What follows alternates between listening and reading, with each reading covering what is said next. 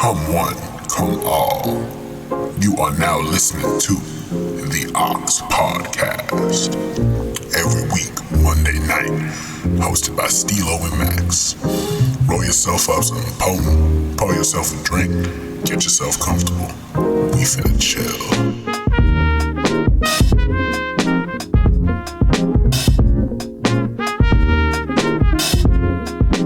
Hello, everybody, and welcome to another episode of the Aux Podcast, your weekly source of rap music, underground shit, and general banter. You already know what the fuck going on. I don't need to explain this shit to you. It's your boy, Steelo, a.k.a. OG Homunculus, a.k.a. Beloved Stardust. That's it. I don't know. I'm talking mad shit. As always, I'm hoisted. Dude, okay, I'm fighting for my fucking life. Dude. I am joined by my brother Max, a.k.a. Sir Maximilian, a.k.a. Maxing Out on Money. We here. We're vibing. How you feeling, brother? Feeling good. Yes, ma'am. Very I don't know if it's the same for you, but it cooled down a lot over the last week. Oh, yeah. Yeah. Feeling like it's getting closer to fall, which is my favorite time of year, so I'm excited for that. Agreed. I don't know if it's the same for you. The last couple months. Especially that late August, just fucking humid, muggy, just fucking ugh. Bad scene. And yeah, I'm the same way, man. When it starts to cool down a little bit, you can wear sweaters, you can drink your coffees and all that and not be sweating fucking bucket. It's a good time. Yeah. Agreed, for sure. I can't even lie. I don't know. This weekend has been absolutely fucking bonkers for me. So we were talking before. I have a coffee here with me because I am losing my mind slowly but surely. But here we are, man. It's another week. It's another blessed day to be alive. We are chilling. Oh, that's how I know I'm unprepared, because I was gonna ask, what have you been listening to? And I don't even have my shit open, bro. Hey, it's a good thing I'm going first. Real as fuck.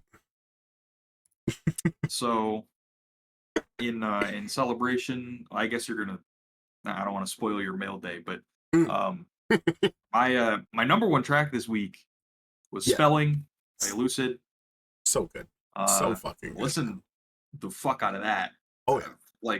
Especially earlier on in the week when we were talking about it more. Yeah, that beat is crazy. It's fucking next level, man. Next fucking level, dude. There's something about I don't know how to describe it, but that the pulsing, you know what I mean? Unreal. Yeah, I know what you mean. Yeah. Yeah.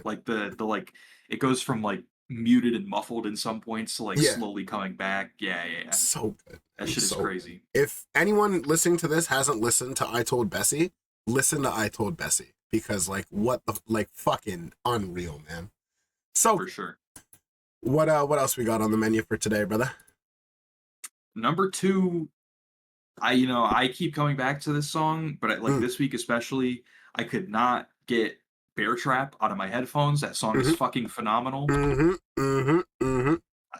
Now that I sit and think about it, it might be. It's my second favorite Mike album opener because Evil Eye exists. But yeah, that's real. Bear Trap is especially level, recently. Man. I fucking love Bear Trap. That song is crazy. It sets the scene for showbiz so fucking well too, man. Yeah. That's so real. Oh, what a fucking album, dude. I think that's why, because showbiz to me is very, very Burning Desire-esque in a lot of ways. But I think something that showbiz does better than Burning Desire, as someone who adores Burning Desire, I think showbiz does a better job of flowing through point to point in the album. There are your standout tracks, and everything leading up to the stand-up tracks makes sense. Everything after the standout tracks makes sense. It's wild. I'm gonna pull up the track list. The track list really quick. Yeah, I'd say it's arguably his most cohesive record. Cohesive might not be the right word, but the flow through of it, you can follow it super fucking well. Yeah, it's next level, man. It's next fucking level. It is crazy. Go ahead. Like I'm looking at the streams and like all of them are at like, you know, upwards of 100,000, which is like, fuck yeah. But to me, that is criminally low for the quality of this album, man.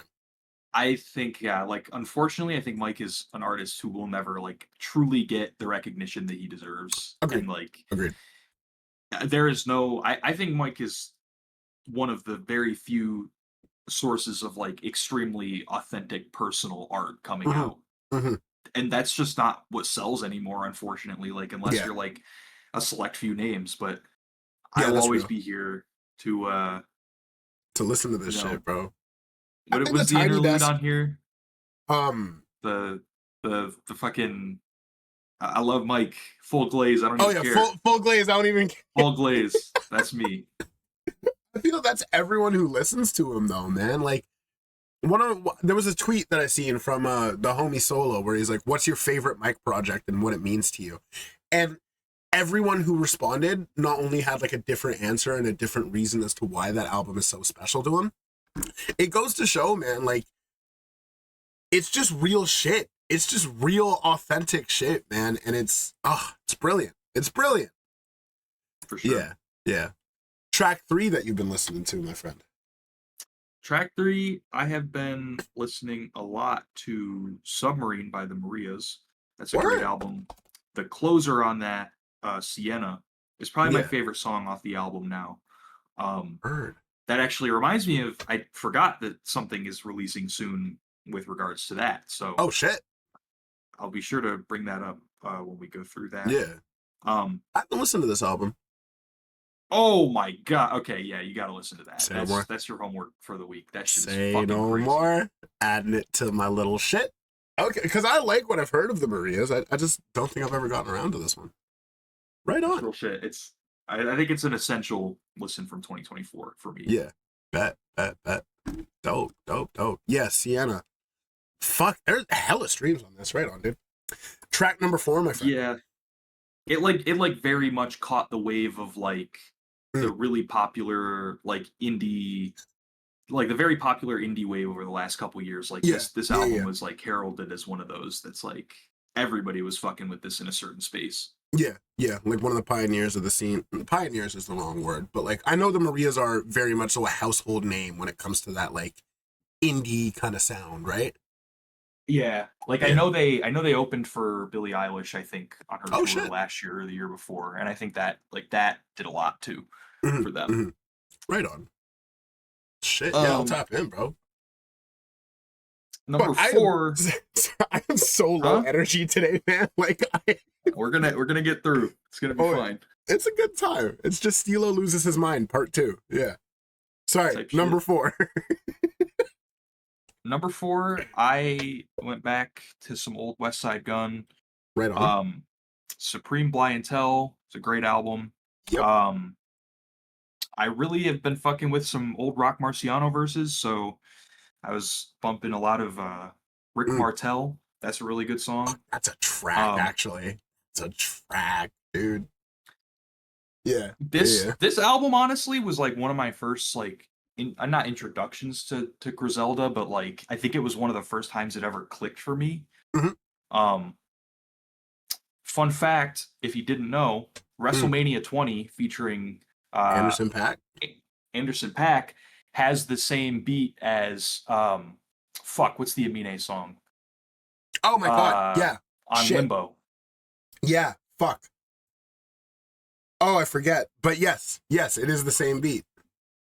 And I don't really remember Burden. It is Burden. Yes. Yes. I don't remember which came first, but pretty cool fun fact. Gunn has been doing that for a super long time. Whether it's covers or like interpolations, I suppose. Interpolations and having a lot of beats that artists interpolate. Because there's a very big population of people who don't know that Sir Baudelaire by Tyler is a conductor beat. Yeah. They don't know that. They think Tyler made that. He didn't make that. Ah, man. That's the GOAT, motherfucking that, yeah. Oh my, isn't Sir Baudelaire also another, it's, I literally hear it in my brain, but I couldn't tell you what West Side Gun song it is. Yeah, it is. Oh my god, it's, fuck. I literally hear it like the fucking bum bum. Fucking Michael Irvin. That's the one. That's the one. Yeah. Yeah. West Side Gun's the GOAT, man. I fucking love that guy. And finally, to wrap up our week, what else have you been listening to? Wrap up my week. I've been listening to. Fuck. This is the same as last week, but whatever. Is it? Might be. I don't know. I'm just it's La Noche maybe. Yeah. I've been listening to that a lot. I just typed in La Nacho. Oh my god. Oh yeah. I already know what kind of week I'm gonna have. Yeah, Blue, my beloved. Genuinely one of the greatest songs ever written of all time ever to ever do it. And he's gonna be at Camp Flognaw, right? Yeah. Dude. Yeah, he is. Dude. Kind of crazy lineup over there they got. Oh yeah. And they got going. I can imagine, bro, an entire crowd, like a festival crowd of people listening to this song. I feel that's gonna change lives. That's gonna be like some sermon shit, bro. Yeah. What a song. You know, all things considered, this week has been pretty different for me. I was really big on this one album, Porcelain Shield Paper Sword. I've talked about it a lot. I went back through Mary Sue's other releases and I listened to his album Voice Notes from a Winter in China for the first time. Not expiry date. There's a song on it called Expired Toffee, which I've been listening to like way too fucking much. There's something about it, man, that has just been fucking hitting for me. Like, I'm looking at the stats right now. Out of the 6,054 streams of that song, I am 50 of them. Like, I can't describe, it just fucking hits. He's rapping in Mandarin, I believe, and like, I don't understand Mandarin, but that shit fire. It's fucking crazy. The other track, or track number 2 rather, is off of a Hidden Renaissance project that came out last or a couple weeks ago that just straight up missed my radar. The song I've been spinning is called Masters of the Universe. It is fucking crazy. It's just good raps, crazy production. Truth be told, it's the only off of this album that I've listened to, but this is definitely going to be added into my like shit that I need to listen to, which is growing bigger and bigger day by day. This song is fucking crazy though, like next level. Track number 3 that I've been listening to, I want to give a quick shout out to my guy Ellis Evison. I'm a fucking fake fan. Shout out to my man Ellis. He told me to listen to the Cameron Winter album from last year, Heavy Metal. I was not expecting to like it because I saw a lot of, for lack of a better term, rate your music core type people speaking about it. So I was like, this is not going to be my thing. He told me to give it a chance, and he said I'd know that I'd like it within 2 tracks. And sure enough, track number 2, Nausicaa, parentheses, Love Will Be Revealed. Next fucking level, dude. It's like, it's funny that it's called heavy metal. It's like a folk album. And like this song is very much so like, it has one of the craziest hooks ever. Like it's so catchy. It's just been in my brain fucking nonstop. Incredible shit. Track number 4, I'm gonna lump 2 of them into one because every time I listen to them, I listen to both of them. Off of that Brian Ennals Infinity Knives project from earlier this year that I've been nonstop listening to. Travoga into Sometimes Papi Chulo. I don't care what you say, they're one song to me. I've been listening to them like a motherfucker. They're so fucking good. It's like Travoga is like Bulgarian for anxiety, and it's like a whole fucking thing. These 2 songs are incredible. I'm lumping them into one. I don't care. They have the same amount of streams. Fuck it. And then finally, track number 5 will be off of one of the new releases that we talk about this week, Tourmaline by Earl Sweatshirt. Of course I just fucking lost it. It was there. You know what? Yeah, there it is. Tourmaline, Earl Sweatshirt off of his new album, Live, Laugh, Love. Fucking next level, dude. Not my favorite off the album, but one that I just found myself spinning a bunch just because it has like a very catchy kind of sing-songy hook, which I like when Earl gets into that bag. This is the first time I can kind of think of him in that bag, for lack of a better term, and it suits him very well. I like it quite a bit. So that's a perfect segue into the new releases for this week because there is a metric fuck ton, and I am a very happy man. First one I'm going to get into is actually Drug Money by Teller Banks, Q No Rap Name, Phil Spector, and Killer Kane. This came out on the Thursday of this week, I believe. One of those ones, I don't know if, like, I know a lot of my listeners listen to Teller Banks, featured on a lot of the McKinley shit, has his own solo work, which is fucking incredible. This album, I think, is his best work yet. And, like, the producers on it, like, everything is fucking next level. This is already one of my favorite releases of this year. I don't even know how to describe it. Like, they're in this, like, crazy fucking bag. Like, Teller is going fucking sicko. It's, like, a narrative piece about, like, revenge and, like, talking about fucking, like, Ronald Reagan putting crack in black communities and shit. Like, it's so fucking good.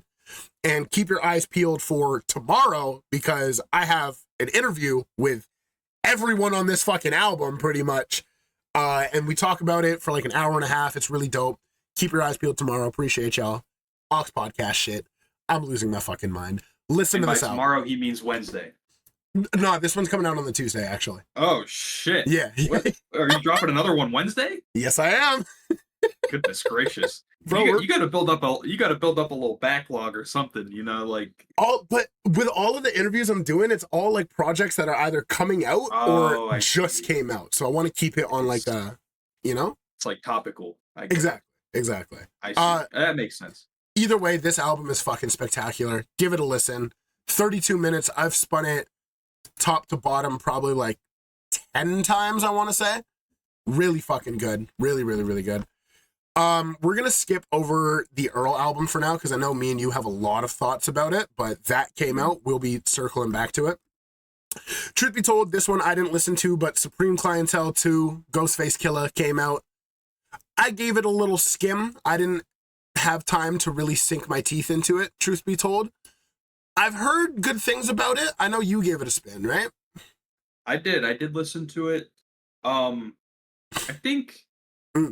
And this is definitely personal bias, where it's like, you know, this, I think we very briefly talked about it in an earlier episode, but just in case you didn't catch that, there was like this big, like kind of like promotional thing where there was like billboards popping up that was like, oh, a bunch of legends are going to drop this year, right? And it was like Raekwon, Slick Rick, Ghostface, Nas, Mobb Deep, and somebody else. I don't remember who. The OGs. Yeah. And so everybody was like getting hyped for that to start rolling out. And to be honest, so far the ones that have come out, not been my favorite. You know, this year I think they're all right. I think the Raekwon gave a couple good tracks. Slick Rick was pretty solid, but I feel like that kind of like came and went pretty quickly. I don't really hear anybody talking about it anymore. And then this was kind of like the middle point with we still have the Mobb Deep and the Nas to come. I think those are probably the two most anticipated, I would say. For sure, dude. Just like from a cultural perspective, right? This one, you know, I think it's probably my favorite out of all of those releases I just mentioned. Yeah. It feels like it's the one that holds up the best, like where it's like we got a Wu-Tang album coming out in 2025. Like this one probably held more weight than I would say the Raekwon or the Raekwon did, yeah. And it's just like I think where I am and how I listen to music, I just don't really need that, you know? So I'm probably not the person to ask. There's probably a time where, you know, when I was like super, super, super big into Griselda and like loved everything they put out, I probably would love that album. Yeah, for sure. That's the sentiment that I saw people holding. Like Nicholas Craven called this the best album this year. Yeah. And I was like, and everybody in the comments was like, yeah, it's good, but you know, it's not like it's still nobody dislikes it, and nobody says it's like he's washed or anything. Like obviously he's still, and Ghostface is still an amazing MC. All the features on there, everyone was saying it was good. It's just one of those ones I just didn't get around to it. I probably will listen to it down the line, but like, yeah, just another release. I know for the people who like that like old school style, definitely tap in with this. This is gonna be something that's up your alley. Like, I have an uncle who's not actually my uncle, but like you know what I mean? He was fucking raving about this album, and like, it makes sense. He's 50. You know what I mean? Like, yeah, like no shade or nothing, but like, yeah. So definitely give that one a peep. This one I know I listened to. I don't think you did. I can't speak today. Oh my goodness. But the new Kelly Moonstone album just came out. I found out about Kelly Moonstone off of the 2023 Navy Blue record. She had a feature on there. Tapped in with that, and I was like, oh, she's fucking dope. So I was very much so looking forward to this album. It's really fucking good. Like really, really, really, really, really good. It has like this kind of weird anime thing going on to it where like, it's kind of like the idea of the album is it's an anime, but like, it's like dope raps, crazy production, good kind of sing-songy R&B at times, like real melodic shit. There's a Pink Sifu feature. There's a Marco Plus, Bad Bad Not Good. There's a Cavalier and Quelle Chris cut. There's a Saba cut on it. And like, honest to God, yes, I love those features, but I think the strongest tracks on there are the like solo ones. Like Law of Equivalent Exchange is fucking crazy. Moon Rising is crazy. Nana Boo Boo is really good album. Definitely give this one a peep. Kelly Moonstone is super underrated. I'm 90% sure that she produced a lot of it as well. And I'm a big sucker for rappers who also produce their own shit. And this is no exception. Great fucking album. Give it a peep. Give it a sniff. See if it's your thing. This one might be a little controversial, but there was a new Kid Cudi album that came out. I don't know if controversial is the right word, but I know what you mean. Like, yeah. Where, listen, I'll be the first to admit, I fucking love Kid Cudi. Kid Cudi has been one of my favorite artists ever since I was a kid. With that said, I've been disappointed with his last, like, 3 releases, I'd say. Like, Insano from last year was mid as fuck. Man on the Moon 3 should not have been called a Man on the Moon project. It just sounds like a Travis Scott album, but worse, respectfully. So I came into this a little bit hesitant. All things considered, though, it's more Cudi in like an indie rock bag, which, once again, dicey. We all heard Speeding Bullet to Heaven. I think he pulls it off pretty well this time around. It's nothing too crazy, nothing that, like, is gonna, like, fucking the resurgence of Kid Cudi or whatever. I liked it a lot, though. There's a cool Truman Show motif going on in there. Like, there's a song literally called Truman Show. And kind of the whole album is that, like, surrealist kind of feeling that's going on there. I liked it quite a bit. I'd say it's worth a listen if you like indie rock Cudi. Yeah, it was solid. It's one of those ones, though, like, if you're expecting him to be, like, Man on the Moon 2, don't listen to it. You're going to be disappointed. I saw a lot of people, like, clouding it on Twitter. Nature of the business. It's a Kid Cudi album. He's going to get clowned no matter what. I liked it, though. I thought it was solid. Other release that came out, I'm going to keep it a stack. I didn't listen to it. The new Offset album, Kiari. Someone said that this is Offset's Mr. Morale. And like, oh God, which is like a crazy. That makes me want to listen to it. Yeah, straight up. Yeah. Because apparently this, like, it's him being very vulnerable about, you know, life, manhood, his relationships, fatherhood, etc. I love the Migos. I love everything that they've done, but I got to be in a very specific bag for it. And like, I don't know if Therapy Offset is something that I'm emotionally prepared to listen to. With that said, on Pipe It Up. I'm not putting that on. Yeah, you know, yeah, that's what I'm saying, bro. I'm definitely gonna give it a peep though, because that sounds really interesting. A lot of cool features on there. There's Young Boy, Gunna, YFN Lucci, Jid, Key Glock, or the Jid feature is like one of the singles that came off of it, Bodies, which I know is really popular. Yeah. There's a Tizo Touchdown feature, government mandated, allegedly. John Legend, and I don't know, we as a people need to move past Ty Dolla $ign features. What are we doing here, man? Like, we got the government mandated combo on this on this album. Ty Dolla $ign and Tizo, man. Low-key John Legend, too. Like, that 3-track run right there, there's 3 artists who, like, there's a 90% chance that if you make a hip-hop or R&B album, you're getting one of those 3 features. He pulled all 3 of them. Yeah, that's impressive. Man. Wow.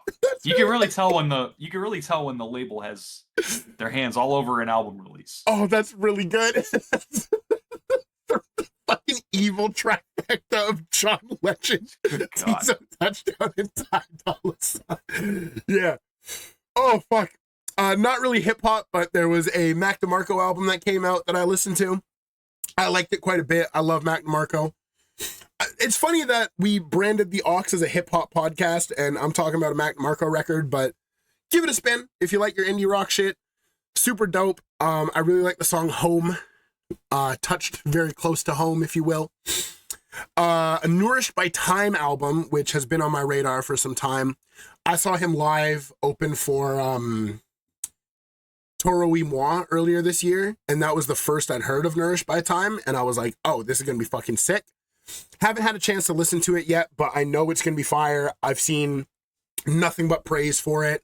More in that like R&B kind of sing-songy bag, which I know a lot of people fuck with, myself included. So, excuse me, definitely something throughout the week that I'm gonna be listening to. Peace to my brother Xavier for putting me on to Nourished by Time, my fucking goat. I know I'm gonna like this record. I've seen nothing but good things about it so far. And then the last few releases, my man Ellis Everson dropped Ronin. We talked about it earlier this week. 5 little track EP. Tap in to all my people who like that kind of industrial, experimental, loud kind of sound. You're gonna fuck with this project. One of my favorite EPs of the year, straight up. Super fucking dope. That song Phantom Pain is next level. Shout out Metal Gear Solid 5. Completely caught me off guard, but there's a new Turek Benji single, Hallelujah 2026, which I wasn't expecting. It came out yesterday on the Saturday. I gave it a spin. It was fucking dope. I love Turek Benji. I hope this means that there's a new album in the works. Maybe it's Hallelujah 20 coming out in 2026. Who knows? That shit was dope. And then the final new release, Nico and No Future Left for Tomorrow dropped their album Tower. I also have an interview with them coming out on the Wednesday of this week talking about it. My whole thing with my interviews is I don't talk to people if I think their music is mid. I gave this a spin. It was fucking dope. Super good project. Really good raps. Really good production. There's an August Fanon beat on there. So like tap in for all my people within that niche. Really, really, really good project, actually. I was very pleasantly surprised with this one. And yeah, I think that's it for new releases. I know the last of the Shrapnel Triple Beam will be coming out, I believe, next week. Yeah. And then let's get right into this fucking new Earl Sweatshirt album, Live, Laugh, Love. Because I know me and you, we were stupidly anticipating this album the moment that it came out, and I can confidently say that it blew my expectations out the fucking water. Yep. Like, oh my God, dude. One thing I love about Earl is a lot of times I feel people release these albums that are kind of bloated, like an hour long. And like, obviously, if that's what you're trying to do with your album, no shade, do your thing. This is just 24 minutes of just fucking quality, man. Superly, like, easily digestible, easy to listen to, easy to manage. A lot of the songs on here I know were part of his like legendary unreleased catalog where he has these songs that he performs all the time and doesn't have them like officially recorded. I know a few cuts off of Voir Dire the same way as well, but this record specifically I think is like, it's a little early to call it. This is one of my favorites by him already. Like, just from I've listened to it, I think 12 times in total. It's fucking incredible, dude. It's like actually fucking incredible. Yeah. I think like one thing you can never say about Earl's music, no matter what stage of his career he was in, like what he says is a reflection of like the point he is in his life. Yeah. And like, okay, first of all, there's few artists that you can't say that about, right? Like at a certain point it does kind of like come with the territory where it's like Mhm. if you're making music, it's inevitable that like bits and pieces of you are going to end up in it, right? Mhm. Mhm. Absolutely. But I think there's a lot of artists who are, for one reason or another, afraid to do that, Mhm. whether it's because, their label doesn't think it's marketable. Um, you know, maybe they don't think they can articulate the words that the way that they feel like they want to. Yeah. I think that's a Yeah. big thing. Um, but even back from the Earl tapes to Doris, like all of the things that he's saying in these songs, no matter how egregious they are from back then, like, Yeah. and even I think it goes with along with Tyler too, is like it's a reflection of them being stupid kids Yeah. and not really knowing how to express how they feel about certain things that are happening in their life. And Because I he was like think, 16 when the first Earl tape dropped, right? yep, Yeah, he was like he made it at like 14 or 15, and it released when he was 16 before he was sent overseas. yeah, yeah. Um, To and boarding it's school. just like, yeah, Oh, yeah. and it's like I think for him to come back and not come back, but just like to very clearly develop as a writer to Mhm. where, I mean, I think everybody loves some rap songs Oh, because yeah. it's so vulnerable and you know, I Don't Like Shit, I Don't Go Outside was the predecessor to that. And Yeah, yeah. Also you a could very see the writing vulnerable on the record. wall. Right. You could see the writing on the wall that was like, this person is like clearly depressed and like Mhm. doesn't know Mhm. where to go now. Yeah, And like the fact that you can see his writing evolve and you can like, in a lot of ways, it feels like you can grow along with him. absolutely, Um, dude. Yeah, yeah. as someone in the same general like age range, um, who Mhm. watched Odd Future develop from a young age, and like that was a very big musical influence for so many of the artists today and so many of the hip hop fans today. Mhm. Mhm. That this album in particular, I think, is like it doesn't feel like it feels like a cap on like an era Mhm. Mhm. where we've Absolutely. seen Earl for so long feel a certain way. And I mean, even in his more recent releases, like through Mhm. Sick and Boy or Dire, it was like there's There's still still a these little like bit of feelings of animosity, yeah, right? and that little bit of like Towards malaise, right? exactly. And it Mhm. really feels like this is the one where he's like, I lived through all of those experiences Mhm. and I'm still glad I did because it got me to where I am now. Absolutely. Absolutely. Hence the title, Live, Laugh, Love, right? Yeah. Yep. It really felt like a culmination of all those years of suffering and depression and all the shit that he has gone through as not only a person but an artist as well. This kind of feels like I'm hitting a point where now I can look back at that, be thankful for those experiences, and look forward to my future as a husband, a father, an artist, a mentor. Because no, like I hate the rate your music core people. People are saying like, "Oh, this is Earl's uncle magnum opus," blah blah blah. But like, all things considered, I think Earl now can be considered like an OG of this underground rap music shit. Like there are the term Earl disciple gets thrown around quite a bit, but there truly are artists that are out here that are like taking from that influence, right? And I feel like Earl has kind of cemented himself as like a pioneer of that sound. And this album, of course, navigating within that sound and also acknowledging like, yo, like I made it this far. Like you know what I mean? You know what I'm trying to say? Yeah. Yeah. I saw to your point, I saw an interview that he did for the album. I think he Mhm. did it with I think it was the New York Times. He went on their hip hop podcast. Yeah. Yeah. Yeah. Yeah. Um Yeah. and one of the main points that they had talked about was this concept of like how to a certain degree he feels responsible for a lot of the artists Mhm. who have kind of come up under him. Yeah. Um 100%.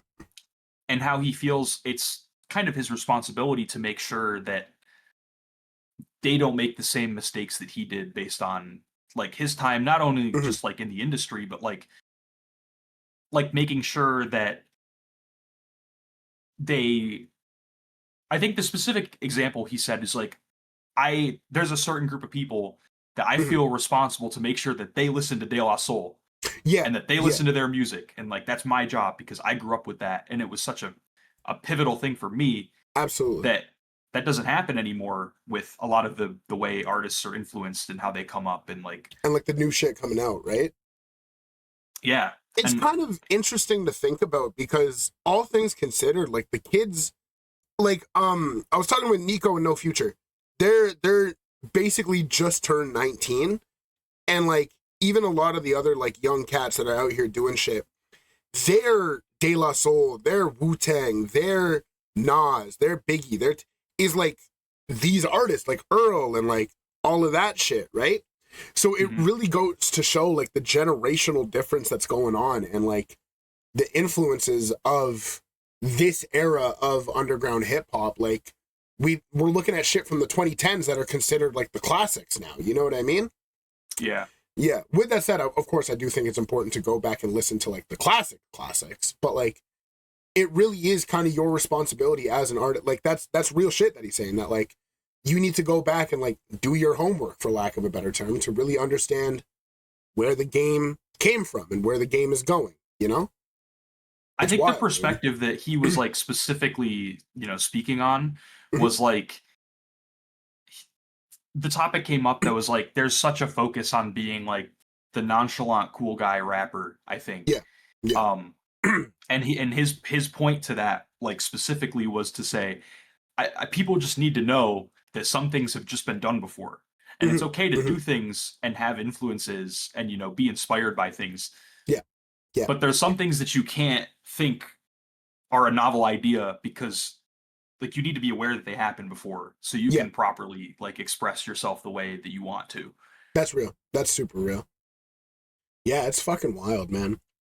I just think like it sounds kind of parasocial of me to say, but I'm really proud of Earl and I'm really happy for him that he's now at a point in his life where he can be happy and content, you know?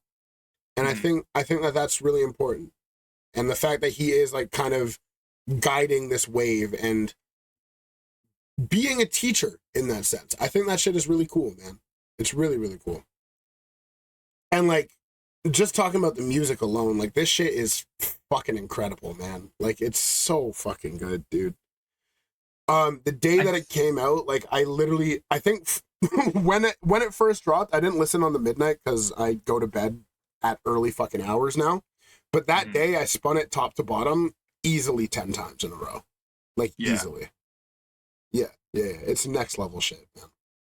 You were saying, sorry, I cut you off in a very rude manner.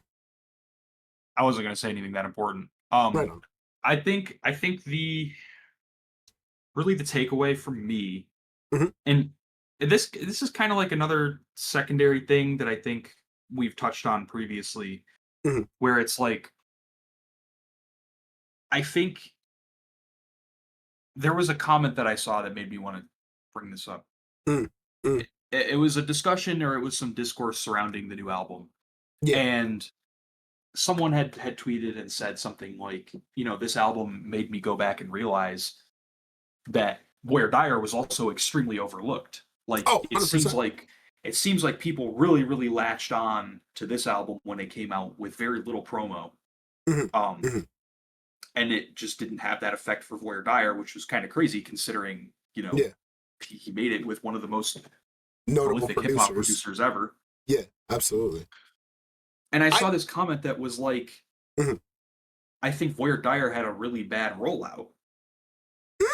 And it was like, not even bad, just non-existent. I was like, I don't think that's true. Yeah. Because I think we literally talked about it last week with the whole like NFT website shit. I feel people were so quick to disregard Boyer Dyer as a result of that rollout, just because they hear a buzzword that is not good in the mainstream media and then they just completely wrote it off. And like that's crazy to me because Boyer Dyer is like an incredible fucking album, right? Yeah. And I think this one, a lot of it as well is like this has been such a crazy year for hip hop to begin with that I think a household name like Earl Sweatshirt dropping an album, people just got really fucking excited for. Completely understandably so, mind you. But yeah, no, I can agree that Vorzire got completely overlooked. I'd even say Sick got overlooked, truth be told. Yeah. Honestly, I think every Earl album since Some Rap Songs has been like very, very overlooked. Agreed. Agreed. Some Rap Songs really only gets the flowers that it does because it's such a revolutionary album to so many artists' sounds. Like yeah. Without Some Rap Songs, there'd be like, I'd argue there'd be no Mavi, there'd be no Modern Navy Blue, there'd be no Zeke Ultra, you know what I mean?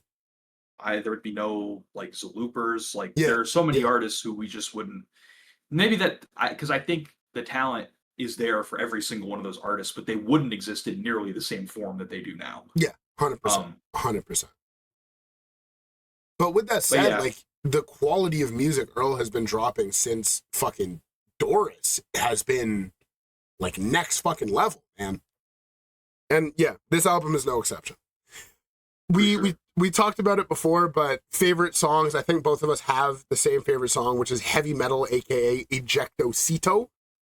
Yep. That shit is fucking. But bro, that last 3-track run, like Tourmaline, Heavy Metal, crazy, dude, crazy. Like it's so fucking cool that Earl is the only person rapping on this project, but you can so very clearly tell when Navy Blue's on production. Yeah, like I didn't even have to look. Like 100%.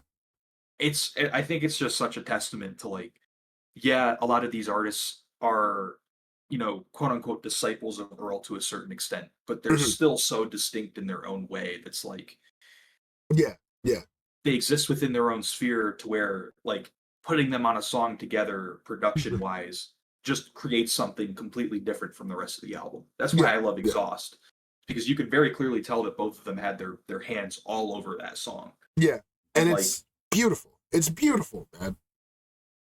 I think Navy helped with a bunch of the merch for this album. If you haven't checked any of that out, I really, really hope everybody goes and takes a look at, you know, some of the merch that they did for that. I don't think so, actually. I got the record that you linked me. Sweatshirt merch.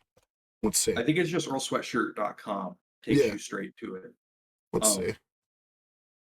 Yeah. Oh yeah, the blue. Oh fuck! I know I literally just bought the splatter one, but that blue one is fucking sexy too. Like, it is pretty fire. I'm not gonna lie. And then the tees. Oh yeah, these are fucking sick, man. But then, you know, he did like, I know Navy did the incense burner. Yep, he made the baby clothes. Like all the tees and stuff, I think were also designed by Navy. I think I saw him post like it just like such an awesome way to like present this. That incense burner is crazy, dude. Oh, this is sick. Yeah, holy shit, man. Right on. Oh, there's mugs. I'm getting a mug. I'm getting a mug. I'm getting a mug. Love mug. Yeah, 100%, bro. Oh, that's incredible, dude. Yeah, this is one of those ones I know it's gonna go down in his catalog, his discography as like a very, very special album. Yep. Yeah, incredible shit. Incredible shit. Getting on to some relatively new music announcements. Westside Gunn, Heels Have Eyes 2 has an official release date, which is August 28th. Excuse me.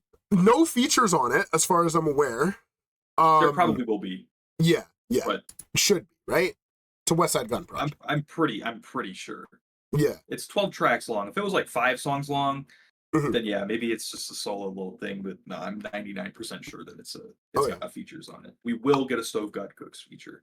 We're manifesting it. Let's hope. And not just a hook. I love Stove God hooks, but I need a verse, bro. I need a verse badly. I'm fiending for it, bro. He gets verses on Gun albums. He doesn't get verses anywhere else. Though. Yeah. He only gets hooks everywhere else, unfortunately. Free Stove God from his label, man. Fucked up scene going on out here, bro. I heard some shit that was like Gun and like Jay-Z were trying to get him out of that shit. Like, really? Yeah, they were like, They were really trying to figure that shit out. I don't know if it's amounting anything, but that contract must have really been fucked. I'm not gonna lie. Oh yeah. If you have fucking the Jay-Z trying to get you out of your record deal. Right. Serious shit, man. And Gunn made a little tweet that I have a screenshot here saying, "This year alone, I've dropped 12, which is flawless. Then I dropped Heels Have Eyes, which is flawless." I love his confidence. Was given flowers, had a single with Doechii after she won a Grammy, was featured on the Raekwon album and started Benny's album, same with Jid. Again, got flowers. He is also about to be on Joey Badass's new album and the new Badu and Alchemist, all within the next couple weeks, which is perfect segue because me and you have been talking about both of these albums for a handful of weeks now, and we have a confirmed Westside Gunn feature on both of them, which I think is fucking sick because it really goes to show, like, Griselda has been putting some fucking numbers up, especially Westside Gunn. Like, that's fucking sick, dude. I'm excited for that. I'm really excited for that. Joey is finally allowed to release his album because his label said he was. Thank God. Yeah. They're pretty frequent collaborators, and I don't think they've had a miss yet, which is agreed. Motivating. 327 changed my life, bro. 327, fucking. Excuse me. Oh my God. What's the song called? I know the one you're talking about. I just can't think of it. I've been drinking this coffee that tastes like fucking mud for the last hour, and I'm fighting for my life, bro. I don't know what it is. Like, oh man, this week has just been fucking wild for me, dude. That's real shit. Oh yeah. Yeah. But yeah, no, everything that they've done together has been fucking heat, bro. Yep, for sure. Yeah. I'm excited to hear Erykah Badu and Westside Gunn on one song, though. I think that's going to be really fucking, like, I don't really know what to expect from that, truth be told. I will say I've heard from people who have gone to some of those shows that they've been doing where they, like, lock your phone up and shit. That album is supposedly phenomenal. Like, like, and I get, at a certain extent, if you're going to that album, you're probably not going to walk out and say it was shit. Yeah, but I think if it was shit, you'd come out and you'd be like, "Yeah, it was good." But no, I'm hearing like this shit was crazy. Like, like, and nothing like the one single that they did. I was about to say, yeah. One of the things I was really concerned about was like, is the whole album gonna be like this vibe where they lock recycled beats in the cage and with his MPC and make him hit play on a 30-year-old beat? I really hope that wasn't what was gonna happen, but. Yeah. It sounds like both of them are all over this project, which has me really excited because they're two of my favorite artists ever. So yeah, absolutely. That's gonna be fun. It's gonna be a good album. I didn't get a chance to go to the Toronto show, but I have a lot of friends who were there, and I asked them all. I was like, "Yo, like, what's going on with it?" And they're like, "Dude, you're going to be very pleased." So like, we're fucking winning, dude. We are winning. Fire. Yeah. I don't think there's any other new announcements for music that's come out or is going to be coming out. I got two more that I just found. Sick. Put me on, big bro.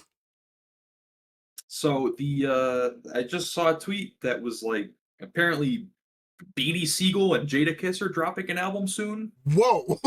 I don't really know. Executive produced by Freeway. I don't know what year it is, but you know. Holy shit. Apparently that's happening, so that might result in another Stove of God feature. What? Sir, whoa. Beanie Siegel and Jadakiss? Yep. Dude. Fuck yeah. Okay, right on. I guess. Yep. Yeah. So that's happening apparently. Sweet. I'm down for that. I don't think that has a date yet, but when was the last time Jadakiss dropped an album? Let's find out. Holy shit, man. Yo, my mom is gonna be so fucking excited, actually. Oh, 2020. That's not that long ago. Oh, no. 2025. What is this? Bookie Bars, Jadakiss, Styles P, and Chic Louch? I've never heard this. I'm too young to know if that's an old Locks album that they brought back or some shit. Brought it to Because the last one I remember was fucking top 5 Dead or Alive from 2015. Shit. I'm gonna let my mom know about that because she's a very big Jadakiss guy. So that's fuck yeah, dude. Right on. It's crazy. And the other release, sorry. The other one that I'm aware of that's coming is we talked about the Marias a little bit briefly earlier. The lead singer from the Marias, Maria, is releasing a solo album this year. Oh shit. Under the name of Not for Radio. Oh shit. Okay. So, and everybody was like freaking out. Is like, are the Marias breaking up? Do I have to cry myself to sleep tonight? And she was like, no, I just wanted to do some shit on my own, and we're all cool with it. And they're like all over the album. Yeah, but of course they will be. So that's really exciting for me because I love Submarine, and honestly, like, not only just that, but like I think her voice is the biggest reason why I love those albums. Oh yeah, phenomenal. And I think it'll be cool to hear her over some more, I guess, varying or like unique sounds from what she's used to being over. So I also don't know when that's coming out, but shit, it is this year apparently. Fuck yeah, dude. I will be there. I'll listen to Submarine and then I'm gonna give that guy a spin for sure. Yes, right on, dude. I feel like we're entering a slow season of new music releases. Just because like so much has dropped within the last, I'd say quarter. I'd say August is the end of the business quarter, right? Because then September, no, September is. That's the end of quarter. September, like late September, is the enter into quarter 4. Yeah. Pause that right away. Yeah, okay. This, like, dude, this last quarter alone has been fucking crazy, man. So I'm kind of relieved in the sense that there's not too much coming out because there's still a lot of music that I really want to sit down and digest.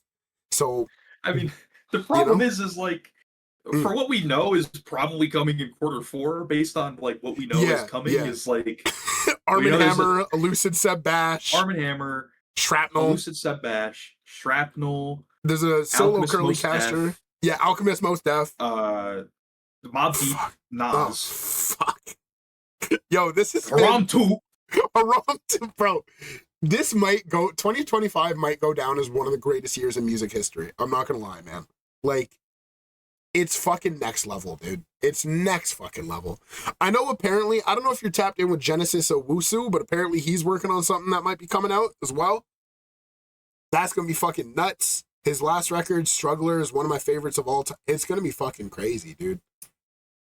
I think it's something to be said about like I don't want to talk about Rollout again at all, like actually, but I think a lot of artists are realizing that social media can do like all of the promotion for your album for you if you don't care about promoting it that much. Absolutely. Like if it's more of just like I want to put this out because I made it and I want people to hear it, and you don't want to do 8 months of promo, like it enables you to be able to drop so much more because you're not fixated on one thing for like an entire year.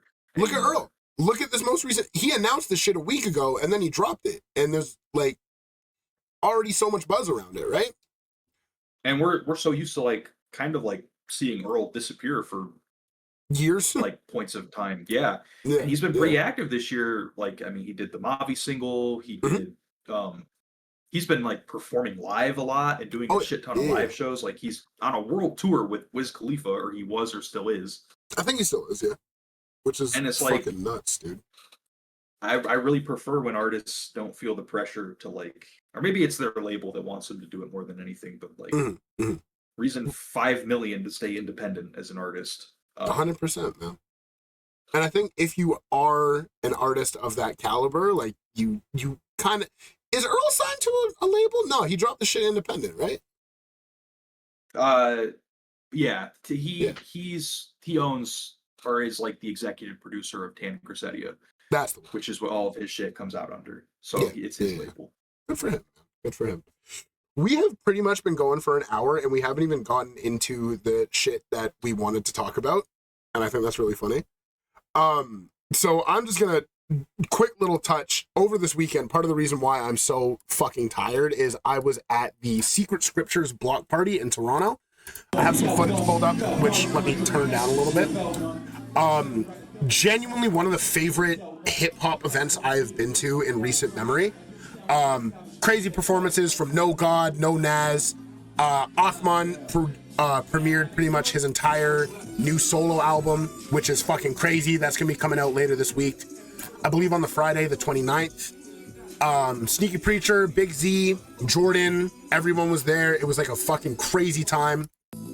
Really important stuff going on in the underground scene up here in Toronto, and this event is like it's hard to describe if nobody was there, or like I know most of my viewers weren't there because all y'all motherfuckers live all over the place, but like genuinely really special stuff going on in the Toronto underground.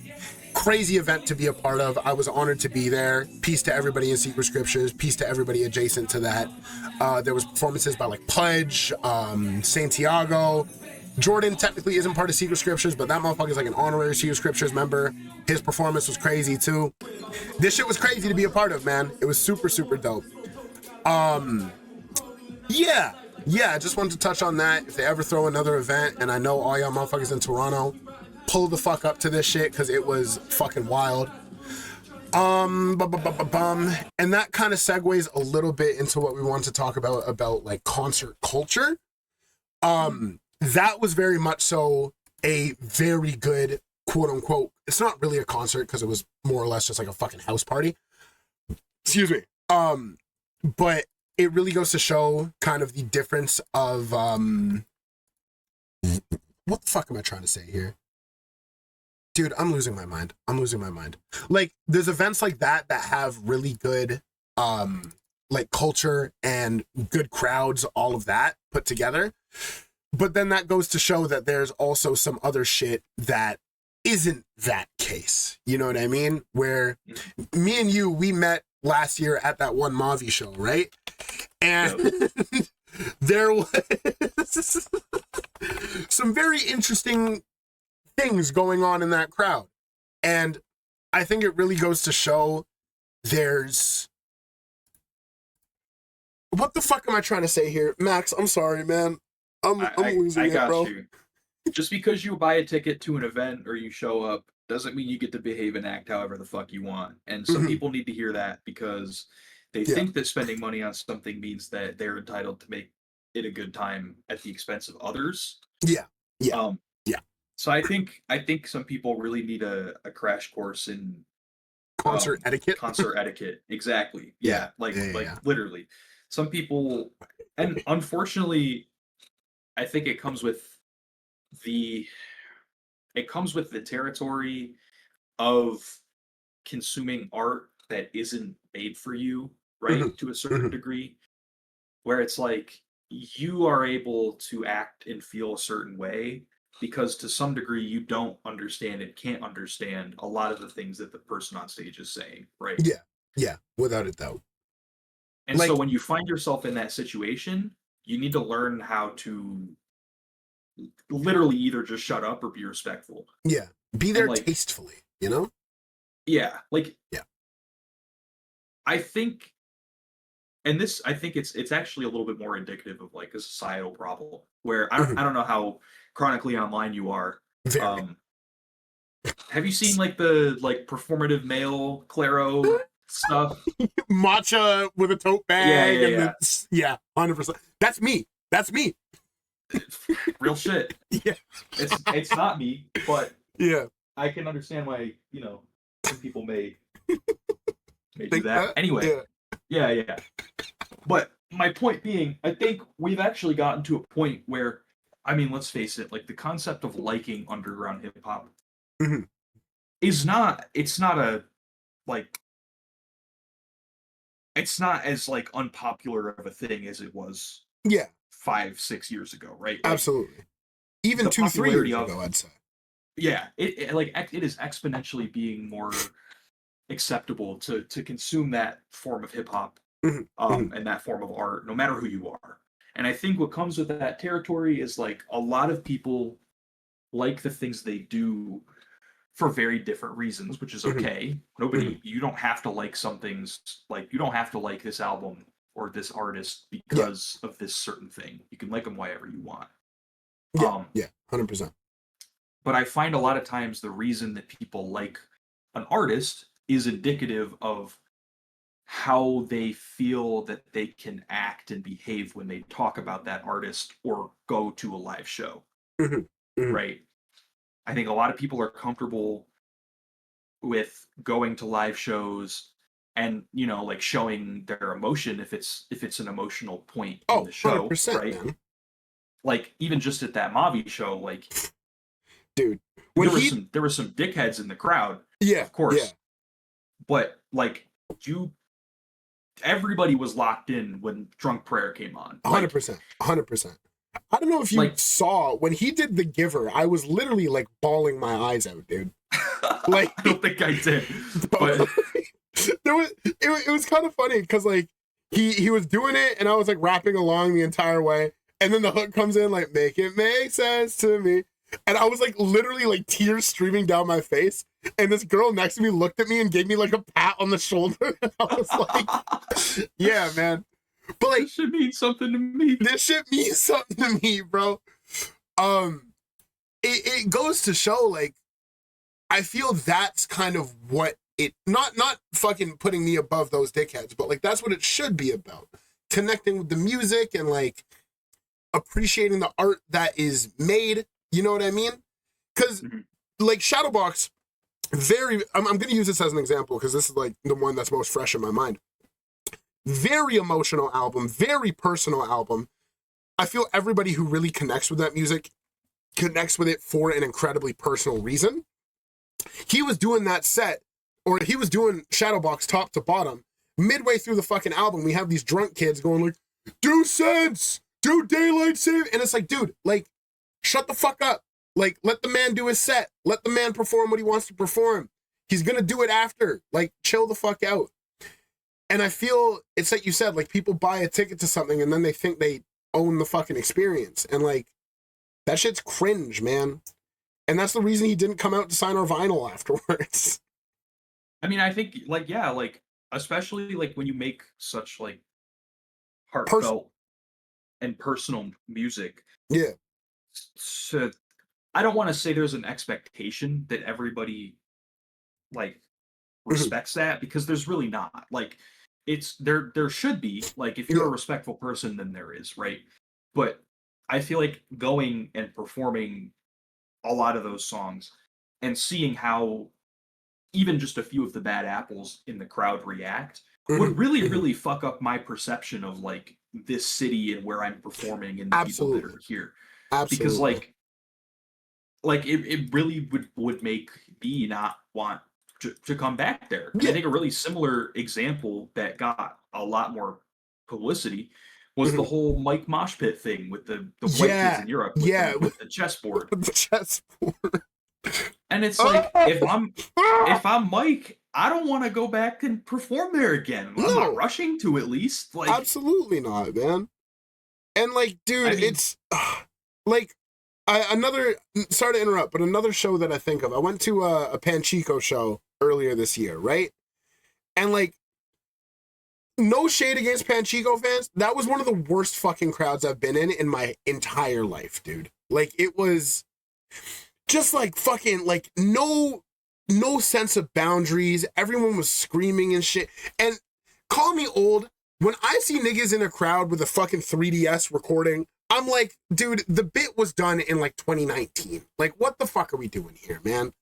Like, I know I'm not the authority to determine how you engage with art and that kind of shit, but if you had a show and you have your phone and you have Family Guy clips on your phone that you're playing to show people behind you with like boring ass show, kill yourself.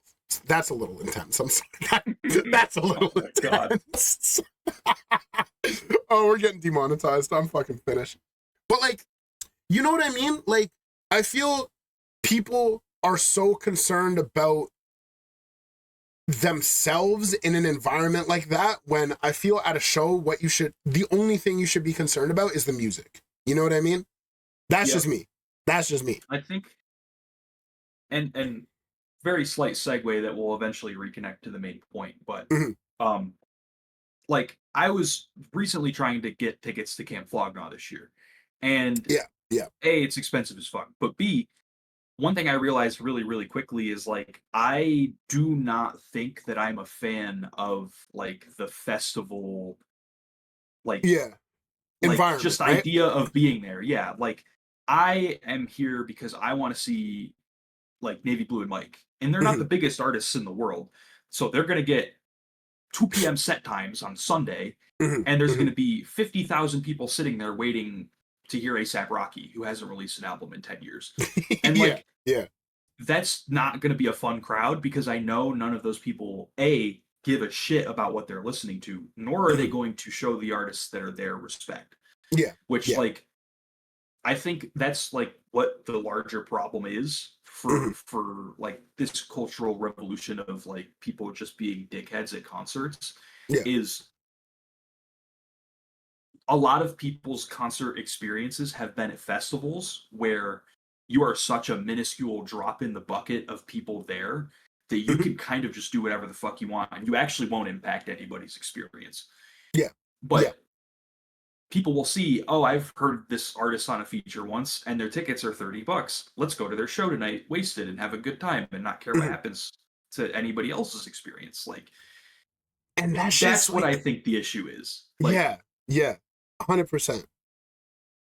And like, I don't want to take anyone's joy away. Like, if that's what you like, if that's what sets your soul ablaze, if that's what makes you happy, go for it. But at the same time, you need to be mindful about other people. You know what I mean? And like, not saying the world revolves around me, but when I go to like that Mavi show or the Mike show that I went to earlier this year, when I see motherfuckers like just moving fucking weird, it's like, dude, what? Like, stop, like, please. Like, I don't know, man. I don't think it's that. Like, I've been to plenty of shows that aren't really, not necessarily not my thing, but like, I'm not the biggest fan of the artist. I'm there with friends. They're there for a good time. I'm gonna do my thing. I'm gonna sit in my corner. I'm gonna nurse my drink. I'm gonna hang out. I'm gonna enjoy the music. I'm not gonna fucking like make it performative. You know what I mean? Like, and I know performative is a word that really needs to be taken out of motherfuckers' lexicon, but like, I'm not gonna make that event about me because I know it's not about me. You know what I mean? It's about the people who enjoy the music. It's about the performers. It's about XYZ. You know what I mean? Like an example, November 2024, I went to this show for a band called New Dad, right? Because a lot of my friends were really into them. And I was like, yeah, I'll tag along for sure. I listened to that. I ended up falling in love with that album a lot later, but like at the time of me going to the show, I was like, yeah, it's all right, whatever. I'll see what's up. That entire time, I knew I wasn't really vibing. I went off into the corner. I listened to the music. If I was scrolling Twitter and shit, because I was like kind of bored, I made sure to go out of my way and not ruin anyone else's experience. And I think that's the biggest thing, that people are so concerned about themselves, they don't really understand that, like, with especially how personal of a thing music is, these experiences, these concerts are like incredibly personal to people, and you shouldn't ruin that, you know? Yep. Yeah. Yeah. It's wild. Maybe we're just old. I don't know. But like Mavi is coming back to Toronto on October 19th for the Alfredo tour. And part of me is kind of scared because I have a feeling that crowd isn't going to be the best. And I really don't want the perception of Toronto to be ruined by one of my favorite artists. You know what I mean? Because I really want Mavi to come back and perform his heart out, and I can be in the crowd bawling my eyes out when he performs anything off of his discography. You know? Like, dude, he came to Toronto for the Laughing So Hard It Hurts tour. In all the videos of that I took, you hear me rapping along through tears, bro. Like, through tears, bro. He did Time Travel, and like literally it's that shit that we ride through, bro. Like, I need to say, I'm gonna find the clip and send it to you. There's literally a point where I'm like recording, like, a niggas riding up to have these niggas don't play with. Like, you hear me crying, dude. And like, I don't know. I think that shit is so important, man. Like being able to have artists that you really fucking connect with, especially within the underground scene, where these shows aren't big. These shows are 200 people in a crowd type shit. You shouldn't ruin that experience for other people. Yeah. Yeah. That's like, and at the end of the day, I think what it is like, I just feel bad for the people who can't connect with music and art on that level. Like Agreed. to the point where to have a good time, they have to be intoxicated and they have to like be obnoxious. Like I feel bad Absolutely. for them because they're really missing out on like some really genuine experiences. They are. And I'm gonna be real, 90% of the time that I'm at a concert, I'm high as shit, but like I'm high as shit because I know that's gonna enhance my experience of feeling the emotions. You know what I mean? Mm-hmm. And like, I don't know, when I see people fucking like 17 fucking cutwaters deep, 17 cutwaters would kill someone. When I see someone like drunk as fuck at a show for an artist that they know 1 or 2 songs for and they're obnoxious as shit in the crowd, I'm like, come on, man. Like, fucking fix up, man. Do better. Do better. That's just me. Maybe I'm just old. I don't know. Yeah. I think that's a pretty good conversation, I'd say. Yeah. There's not much else to say without kind of saying the same thing. Yeah. You know, it's really just comes down to don't be a dickhead. Moral of the story, don't be a fucking dickhead, dude. So I guess we've been going for an hour and 10. Let me pull up the images of Mail Day because me and you have bad spending habits on funny discs. Yep. The first image I have is the 4-piece chicken dinner that you got, which is one hell of a fucking 4-piece. We got some fucking albums in here. Yep. Top left, we have Pink Sifu and Fly Anakin's Smoke Break. Crazy fucking album. That's the name of the album, right? Smoke Break? Yep. Because I know they did Fly Sifu's. $sign on the S. Yeah. I always get Fly Sifu's and Smoke Break confused, but crazy fucking album, dude. So yeah, I copped Smoke Break, and then I also copped the Forever Dream because I went to his Bandcamp, and his Bandcamp bio is it says actually double up if you white just off the strength, so I had to listen. It actually says that, and I was like, I want both anyway, so why not? That's really good. That's really good. Oh man, yeah. So yeah, you ended up copping both. Right on. Both fucking phenomenal albums. Yep. The cut, Fly Anakin. Yeah, shout out Fly Anakin. The cut off of Smoke Break, The Divide, was how I got into both Pink Sifu and Fly Anakin. Funny enough. Mm-hmm. And like, dude, what a fucking album, man. That shit is crazy. The name of the song is like, I got 2 dope boys, Sade, 2 dope boys in the back. Fire. Just like good fucking music, man. We also mentioned That Boy Tyler, the Creator, earlier. We got Cherry Bomb. Crazy fucking album. Crazy album. The records for the Cherry Bomb 10-year anniversary came out, hit record stores and everything. So, if you're a fan of Cherry Bomb and you don't have it, you could probably go to your local record store and find one because I know they made a metric fuck ton. Oh, yeah. So, the fact that the Sunrise Records in my mall has it, like, yeah. Because now motherfuckers don't get shit. Yeah. Type shit. And then finally we got Larry June and 2 Chainz and Alchemist, Life is Good. Yep. I told myself I wasn't going to buy this because the online store had like mid-pressing for like $70 total with shipping. And I was like, I'm not buying that for that much money. Yeah. And then I was in a record store on Friday and I saw that and I was like, yeah. Oh, fuck yeah. Right on. It was like $40. I'll grab it. Yeah. May as well. The pressing is like, I think I like it more than either of the ones that were on the web store. So yeah. That's a win. That's a big win for sure. Right on, dude. It's a good fucking album too. Like all things considered, really good album. Man. And yeah, we did kind of shit on it a couple weeks ago, I think. I would say we shit on it. But we were like, I don't need to listen. I don't need to have more than one Larry June album on vinyl. And I was like, that's real shit. But here we are, man.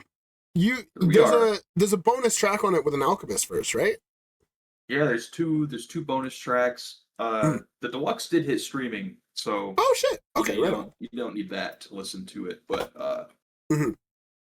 Right on. so yeah, I Fuck figured yeah. I'd grab it. And then the other one we got is your secret package from Montreal, I believe. Yep, The they price of sent tea in that. China.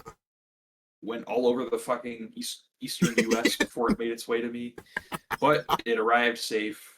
Yeah. Price of Tea in China, Bolton Beautiful. James and the Alchemist, Beautiful. completing the trio of projects, or I guess albums they have together because they have some other shit, but Yeah. but yeah, it was the last one of the three that I needed to track down, so I'm glad I was able to scoop that.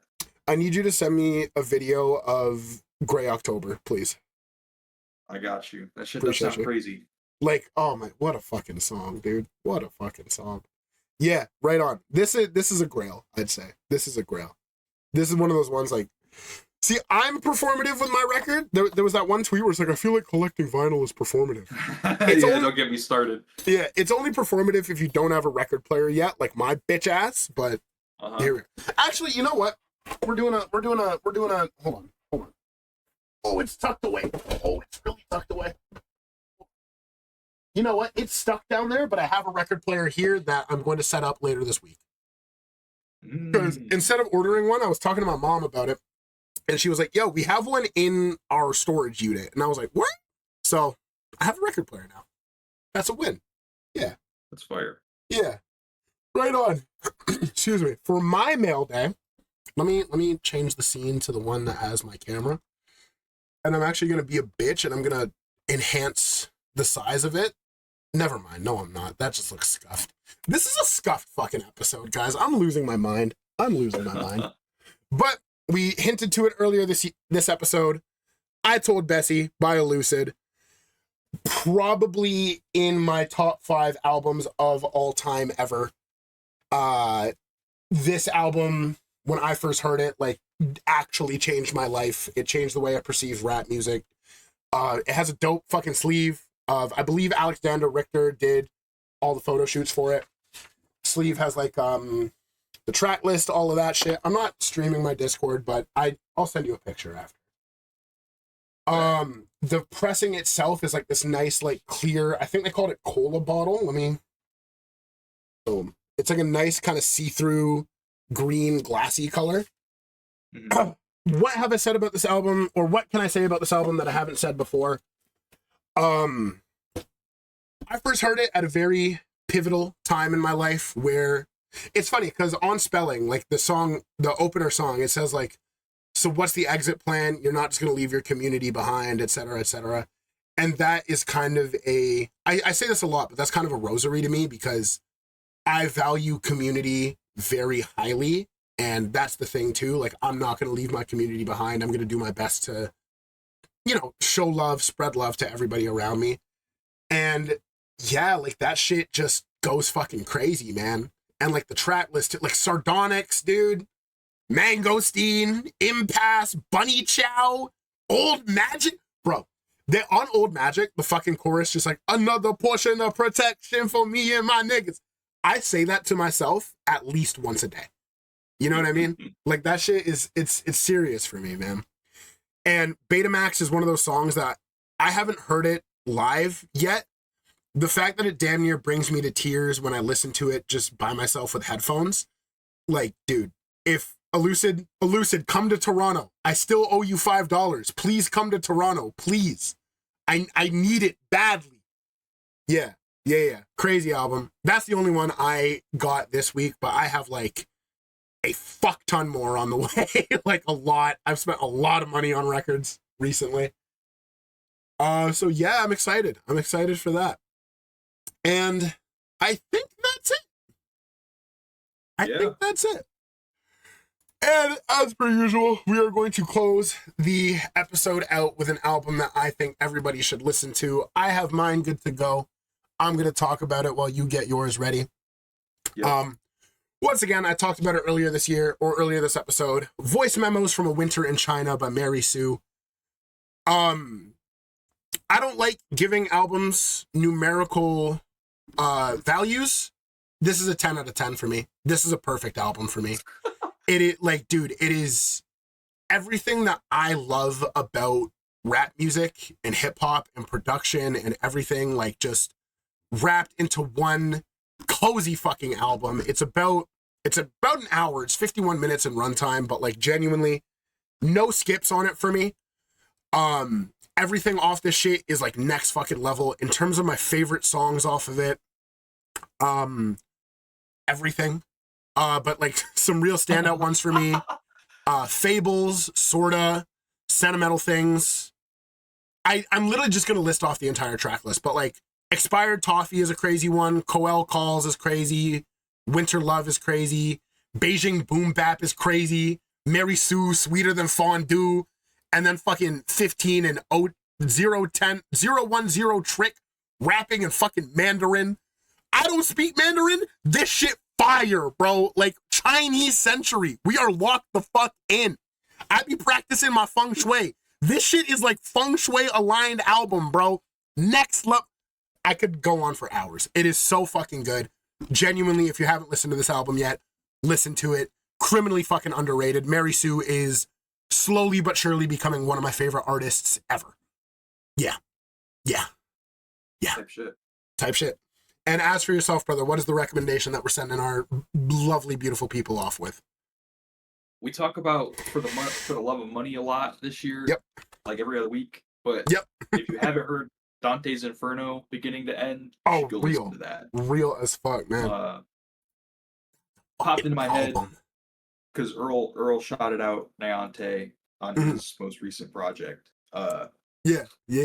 Which, made me go back and listen. Oh my god. This shit is crazy. What a fucking album, dude. Thank Allah, bro. Nah, this is a fucking album. How do you make that? I don't even know. Literally. I can't even fathom. It's crazy, man. Yeah, Niante, forever one of the most underrated MCs to ever fucking live. This shit is so fucking good, man. I remember it was when that posse cut, I think it's Niante, Cousteau, Earl, and Mike off of Real Hip Hop. Yep. Fucking, I went back and listened to this after, and I was like, oh, he's just the best to ever do it, actually. Yeah. Like, he's just the fucking goat. That shit is crazy. Yeah. Next level, man. Next fucking level. This is such a good album, dude. And then my homework is Submarine by the Marias, right? Yep, that's sick. Gotta listen to that. Everybody else should too. That's a really good album. If you're looking for some not hip hop this week. Some good indie shit. That's what I love about our listener base too, is like everybody's kind of tapped the fuck in, man. Everyone listens to a lot of shit. Like, shout out to my man Tong. That boy be putting me on fucking like punk rock records, and I'm like, yeah, dude, like, let's go, man. Yeah. Shout out to everybody in the Discord as well, tapping in. I appreciate y'all. Everybody, once again, who listens to this fuck-ass podcast every week, thank you guys so much. This shit brings me mental and spiritual fulfillment that I have been needing for some time. This has genuinely become one of my favorite things in the world. I am so blessed to be able to talk to you every week about hip-hop and interview a bunch of dope artists about this shit. Like, I'm still in fucking disbelief that I'm gonna be like, I already talked to Teller Banks, Q No Rap Name, Phil Spector, and Killer Kane about, because I've been following these motherfuckers for years, and here we are talking for an hour and a half. It's crazy, man. It's crazy. So keep your ears open for that, especially for all the people who I know loved Drug Money. That's a crazy fucking album. The interview will be coming out the day after this one. The interview with Nico and No Future Left for Tomorrow will be coming out on the Wednesday. Tap in with that one too. Really good conversations. I'm not going to spoil any other interviews, but I have a fuck ton lined up for this year, for the next few weeks. Keep your ears open for that shit. Thank you guys so much for listening. You have like, I could cry, man. I get emotional every time I think about it, bro. It's fucking wild. And yeah, that's it from me. Anything you want to leave our beautiful people with, Max? Taking the week off next week. Oh, right on. So you'll have somebody else here. Yeah. I have to find a gift that isn't the frog smoking and writing, because that's you. People actually don't know that. Max in person is actually a cartoon frog with headphones who smokes a spliff and writes in a notebook. Yeah, I don't exist when I'm not recording this, so. Yeah. The Aux Podcast is actually an incredibly elaborate like in my mind palace, this is what happens pretty much. Max isn't real. Yeah. No, What? I just like join the Discord call for an hour and a half every week, and then I go back until the next time. Into the ether. Do I lock you in my basement like a homunculus and feed you my table scraps? That's the narrative I'm running with, I think. I'm losing my mind this week, man. I'm actually like not fucking well today. I am so tired, bro. Like, but we're here, man. So thank you guys for listening to the Aux. I appreciate y'all endlessly. I'm gonna do my little fucking bullshit outro shit. Fucking bear with me for a second. Let me do a little little. How the fuck? I need to get better at this. Hold on. Let me do this. Let me do this. Yo, yo, yo, yo, yo. Good chance.